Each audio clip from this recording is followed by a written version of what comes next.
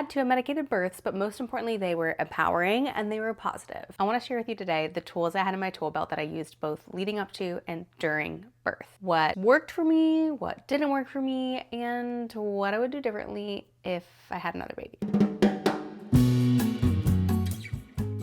Okay, today we're talking about one of my favorite topics on the planet, unmedicated birth. I imagine if you're here, you're already probably intrigued, if not convinced, that this is something that you want to do. So I'm not going to talk about the whys. I'm just going to jump into the different tools in my tool belt that I use to help me achieve 2 positive, empowering, unmedicated births. And also, I will say there are some incredible resources on YouTube. They go into what the different coping mechanisms are, and they break it down in pretty detailed fashion. And if that is what you are looking for, those resources are out there. Really, what I can bring to the table is what my experience was, and share a little bit of that insight with you as if you and I are sitting down over tea just chatting about this. And honestly, I kind of want to come away from this just having hyped you up, because that is what I am most passionate about. I think we should put a disclaimer out there really quickly that every woman is different, every body is different, every birth is different, every baby is different, every scenario is going to be different. Let's go ahead and just slap on this whole video the blanket statement understanding that mom is safe and healthy, baby is safe and healthy, and the only thing coming in between you and the birth that you've envisioned, that you are praying for, manifesting, whatever it may be, the only thing standing between you and that is fortitude, stamina, commitment. There are extenuating circumstances, there are crazy long labors that leave moms depleted, exhausted. The list really goes on and on. But what I hope for anybody, what I hope for you, is that when that baby is handed over to you and they're placed on your chest, that you feel empowered, that you feel like, I did that. After I had my first daughter, my husband shared with me this thought that he had. He was like, I'm kind of jealous that women get to have this experience. And it wasn't jealous in like I'm a man and I want to take something from a woman kind of way.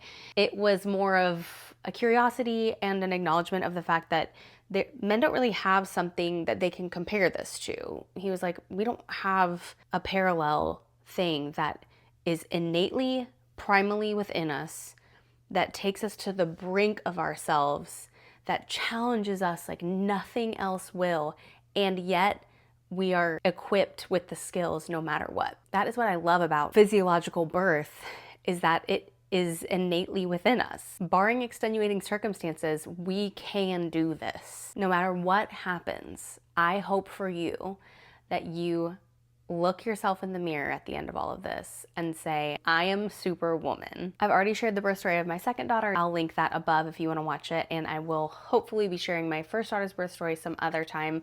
This is primarily about coping mechanisms. Also, I've heard them called comfort measures, or just tools in your tool belt for birth. A couple things I want to say that probably factor in a little bit here. The first being, both of my births were hospital births. One of them was in just a traditional hospital birthing room, and the other one was in a birthing center room, still within the bounds of a hospital. Actually, literally just same hallway as all the other rooms, but separated by a set of doors. And the other thing that I think probably applies here is that my births were relatively short. Active labor for my first was roughly 12 to 14 hours, and for my second, 5 to 6 hours. Let's reframe coping mechanisms really quickly, because they are not going to take the pain away. Nothing will be taking the pain away. Or if you don't want to call it pain, I know some people don't want to call it pain, you can call it sensation, you can call it pressure, whatever you want to call it. Nothing is going to completely take that away. So if you think of it instead as something that is helping you work in harmony with your body, helping you align with what your body is already working towards, that reframe really helped me. This is productive pain. It's entirely different than a purposeless pain like breaking your arm or getting a root canal. This is pain that is, with each sensation, moving you one step closer to meeting your baby. Birth was like the SAT, ACT that I actually cared about. I listened to birth stories, I read books, I practiced the techniques. I wanted it to be so that when I was in the throes of labor, I wasn't like, oh yeah, what was that breathing technique I read about that one time? Let me try and remember it and then try it on for size and see if it helps. I wanted it to be so much more natural to me, where I could be like, oh yeah, time to do my box breathing, my de-stressor breaths, practicing hip squeezes with your partner so that they know to jump in and do that. They're not like being taught what a hip squeeze is when you're in the middle of needing relief. Speaking of breathing, I'm obsessed with breaths as a coping mechanism, because you are going to be breathing no matter what. You're not bringing in an extra prop, you're not bringing in an extra person, you are doing something that you were already going to be doing anyway. You have to breathe. So utilizing breath as a tool to help mitigate pain, you relax into it, ride the wave. It is an incredibly powerful tool. And there are some awesome resources out there. I will say the de-stressor breath was really helpful for me. In through the nose for 4, out for 6. Sometimes when I was kind of lost in labor, I would let my husband or my doula do the counting for me. And kind of in line with the breathing is horse lips. I think probably everybody in that room was tired of seeing me do horse lips, but as they say, floppy face, floppy Fanny. If your face is relaxed, if your jaw tension is relieved, it actually is mimicked in your pelvic floor, and you want to relax your pelvic floor to make way for the baby. So I did a ton of horse lips. It really helped me relax my face, because sometimes just telling myself to relax my face is not going to do the trick. I did utilize a birth ball, especially when I was laboring at home. I was doing figure eight, I was bouncing. At times I would get on my hands and knees and allow the top half of my body to be supported by the ball, especially when I needed to rest my upper body, but I wanted to stay in a position that allowed labor to progress. Swaying. I kind of did this a lot anyway when I was pregnant, and especially like once I became a new mom, I did a lot of swaying, so it felt really natural to just be standing there swaying, and my husband kind of stood behind me and like supported me from behind, or I would lean on him from the front. It was a soothing activity and definitely slowed the pace if I needed to just recenter myself. And speaking of the toilet, it was very effective. Some doulas, some will recommend that you face the toilet backward and sit on it. I was almost always on the toilet because I had to go to the bathroom, so I wasn't just utilizing it as like a chair. My doula would encourage me to stay there. She would be like, stay here for 2 more contractions, stay here for 4 more contractions. She's a very big fan of laboring on the toilet because she knows how productive it is. I hate it because of how productive it is, because it's exhausting. With my first birth, my water broke on the toilet. With my second, I lost my mucus plug on the toilet. So you know your body is doing something when you are sitting on the toilet. Water is a whole thing that is a very powerful coping mechanism, comfort measure. A hot shower with warm water running over your back. I did that in my first, and in my second I had a tub in the room, so I spent some time in the tub. It was not relief.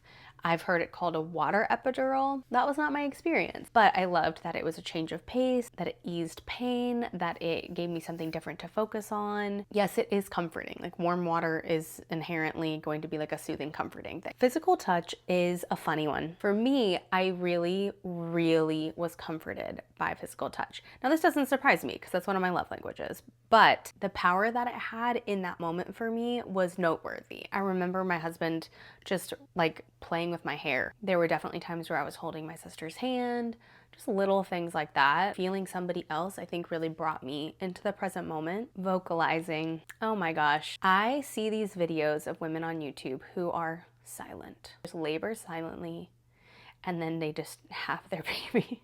Could never be me. I feel very powerful in a positive way when I'm vocalizing. I will say it's incredibly important to keep that low, to keep your sound low. And when you start to get a little bit panicky or like the contractions are getting on top of you, you can tell that your voice starts getting a little bit higher. And I will say, in that same vein of things, something that really rocked my world was mantras. I had an app that was saying positive affirmations while you're timing your contractions. So incredibly helpful. When my contractions were really getting on top of me, I would tell myself I can do anything for 60 seconds. And I still use that now. If I'm working out and something is really challenging me, it comes to me so naturally. I can do anything for 60 seconds. And then that morphed into something that actually, when I think about it, it makes me really emotional. And I think that could be just because I don't like historically have a very positive way of speaking to myself. I have baggage as a woman who grew up in society, as we all do. And when I was in labor, I was just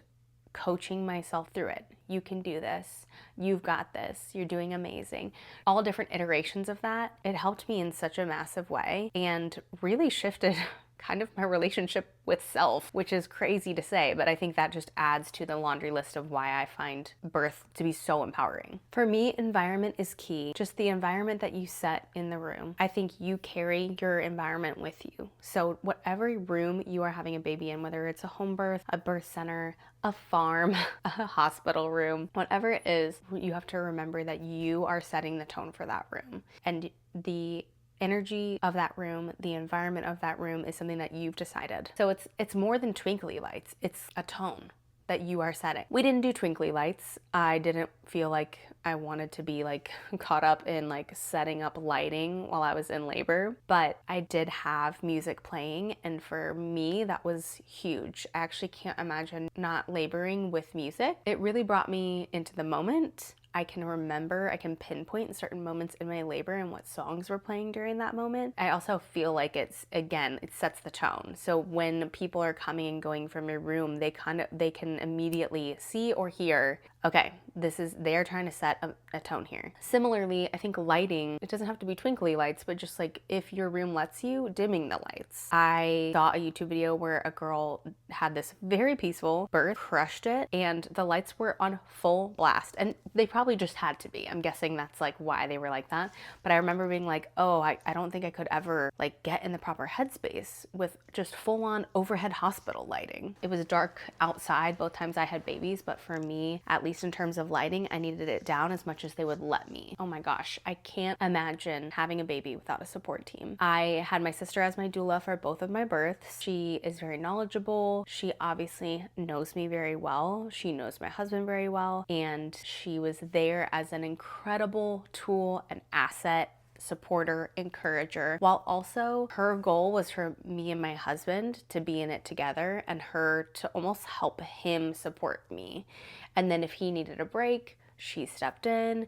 If he didn't have, he doesn't have the same tool belt that she does, so she would bring out tools for me in terms of like, try this position, try this approach. It was a really incredible partnership with her. And then obviously birth with my partner as my support system was the most bonding experience we have ever had and may ever have in our lives. And I felt so supported, seen, encouraged, and now we can still talk about it to this day. And he was somebody who was in the trenches with me. He's actually able to tell me things that I don't even remember because he was so engaged. And then finally, hydration and sustenance. I don't know if it technically counts as a comfort measure, but it is key. You need to be drinking water. Actually, probably electrolyte water would be most helpful. I had coconut water and then regular water with me, and then I had like electrolyte powder for after I had the baby. I will say, like, on top of that, make sure you're going to the bathroom. A full bladder will get in the way of the baby's descent. Make sure you're emptying your bladder, but also make sure you are hydrating. It's so important. All of these should be taken with a grain of salt. And the reason you have a tool belt is so that you can take something out and be like, I'm gonna try this now. And if it doesn't serve you, you put it away. Or maybe you try it later. There is a different time and purpose for every single tool. And some things are way more powerful for people than others. So the first coping mechanism that didn't work was the TENS unit. It's not that it didn't work. It actually was just really complicated. I had it sitting on my nightstand for weeks leading up to my birth. And I remember every time I saw it, I was like, I need to figure you out before I have this baby. I won't be able to use you because I don't know how the heck you work. It was a very formal TENS unit that I think is used for pain management in lots of normal circumstances. I've seen seemingly a TENS unit for labor, and they really do seem to be a little less complicated. They have a boost button for when you're in the middle of a contraction. Mine did not have that. There were 5 different variables that you could change. It was too much. I tried it. I wore it, I think, the whole way to the hospital. I would leave it on too high, or I would forget to turn it up. So I would say before labor starts, you better have that TENS unit figured out. Let's talk about nitrous oxide. I love it. That probably sounds bad to say. I've had my fair share of fillings and root canals, so I'm no stranger to laughing gas. They rolled that sucker in my first labor, and I utilized it throughout the whole thing. With my second labor, I held off on it. And here's why. During my first labor, I felt a little bit out of it. It's all just a little bit foggy. And for my second, I wanted to be very present-minded. I waited until I had had the baby and it was time to deliver the placenta and get stitched up. It came in so clutch. If you're gonna use it, number one, hold it really loosely. Be willing to try it, see how you feel, and if it's not serving you, set it aside. Number two, maybe consider if it doesn't serve you, then save it for later. Save it for when they're stitching you up and when you're delivering your placenta. I know a lot of people don't remember those things and they're like, oh, it was all a blur. I was so wrapped up in like meeting my new baby. I felt all of that very strongly. I needed that extra support. And the other thing that I love that nitrous does is it regulates your breathing. You have to take in these really long, deep breaths and you have to expel them all the way out. The great thing about nitrous is it's not a sustained feeling. It goes away. And that makes it really easy for you to decide, is this for me or is it not for me? Speaking of not for me, another thing that's not for me was like hip squeezes and counter pressure. I don't know what to tell you. It could have been that that's just not where my labor was. It could have been that it just felt more painful than comforting. I didn't have back labor, so I think counter pressure wouldn't have really helped me. The hip squeezes, my hips were hurting, don't get me wrong, but I remember my sister being like, all right, let's try a hip squeeze. And after one, I was like, no, thank you. I don't want that again. So I can't explain it other than it wasn't for me. And again, it's a great example of you have these tools in your tool belt in case they feel great. So if I were to have another baby, some things that I didn't try that I would like to try, I would be curious to really go all in on hypnobirthing. I kind of dabbled in it a little bit, but in my first pregnancy, my midwife was like, hey, are you like committed to hypnobirthing? And I was like, yeah, I think so. And she was like, okay, it's a pretty intense process and you need to like do your homework and you need to know what you're doing. So it kind of made me be like, maybe I need to try something a little more generalized. And so that's what I did. One thing I feel like I've seen a lot that I've personally never experienced is putting in headphones and zoning out. Like, I think they call it going into labor land. The reason I've not done it before is because I really like being present with the people in the room. For me, giving birth is like a group project. It's me, it's my husband, it's my doula. Sometimes, you know, exchanging words with the nurse or the midwife who came in to check on me, whatever it is, it's not really an experience where I'm like tuning the world out. I would be curious to see if it's a powerful enough coping mechanism that it would be worth it to kind of dip out and leave everybody else behind. I'm just torn on that. If somebody has a strong opinion either way, I would love to hear, because I think it's really appealing in some ways, and then in other ways, I'm like, oh, I would never want to miss out on this being an experience that's not just me. A tool that I did not try, I think would be relatively easy to employ, is visualization. Perhaps this is a part of hypnobirthing, and that may be why I'd never tried it. But I've heard a lot about people using words and visuals like open, and they're like envisioning an opening flower, and it being incredibly effective and powerful. If it were just like a woo-woo thing that makes you feel better, cool.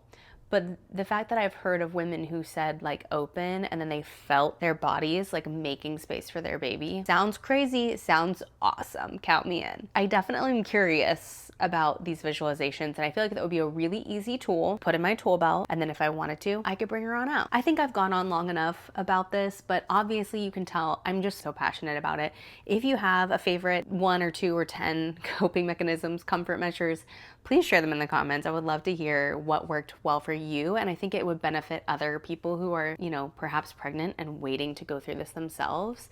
We can all learn from each other. If you want to do this, I'm here to tell you that you can. I think you have to go into it as stubborn, resolute, committed as you possibly can within the scope of acknowledging anything that maybe needs to be acknowledged for maintaining mom's safety and baby's safety. But otherwise, I think having that really resolute vision for your birth is key part of making it happen. I've almost never heard of somebody going in loosely hoping to try for an unmedicated birth and actually doing so. Because when push comes to shove, you're gonna say no. Like, why would you go through it if you don't have to? If you went into it being like, I mean, I might try. Why would you go through with it? I think her name is Jane Williamson. She has a really fun birth vlog for her like 3rd baby, where she did go into it kind of like, I think I'm gonna try to go unmedicated. And she ended up having an unmedicated birth, and she felt so empowered and she crushed it. But for the most part, as a postpartum personal chef, I've heard like 8,000 birth stories, have genuinely never heard of somebody who kind of went into it just hoping and thinking maybe I'll give it a go. Tap into your stubbornness. Tap into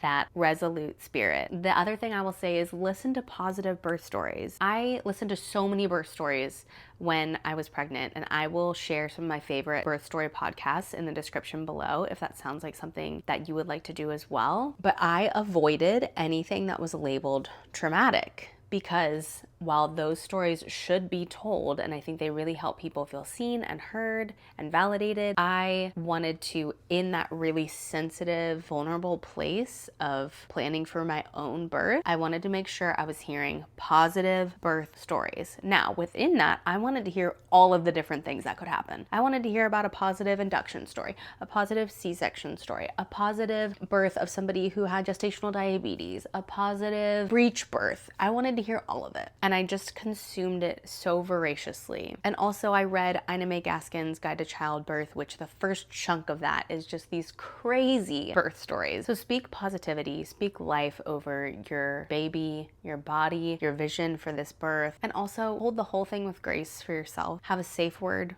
with you and your partner and maybe your doula, that if things get to that point and you use that word, we're going with an epidural. Remember that at the end of the day, the goal is, besides walking out of there with a healthy baby, you want to look at yourself in the mirror and be like, I did that. As cheesy as it sounds, you only live once, and you are not guaranteed any births beyond this one birth that you're going to have. So make it the birth that you want it to be. That is all I'm gonna say. You got this.